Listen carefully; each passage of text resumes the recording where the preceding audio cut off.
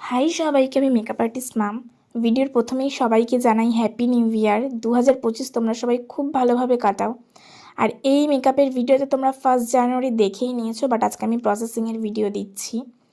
বিশ্বাস করো, যখন আমি বছরের প্রথম দিন এই ভিডিওটা ছাড়ি, আমি একটু ভয় নিয়ে ছাড়ছিলাম যে তোমরা কেমনভাবে নেমে ভিডিওটা। কারণ সত্যি কথা বলতে, এই যে লুকটা আমি ক্রিয়েট করেছি, এটা যখন আমরা অনেক আগেকার দিনে দেখতাম না, তখন কোনো নর্মাল পরিবার থেকে যদি কোনো মেয়ের বিয়ে হতো, তখন কিন্তু তাদেরকে ঠিক এই রকমভাবে কনে হিসাবে সাজিয়েই বিয়ের পিঁড়িতে বসানো হতো।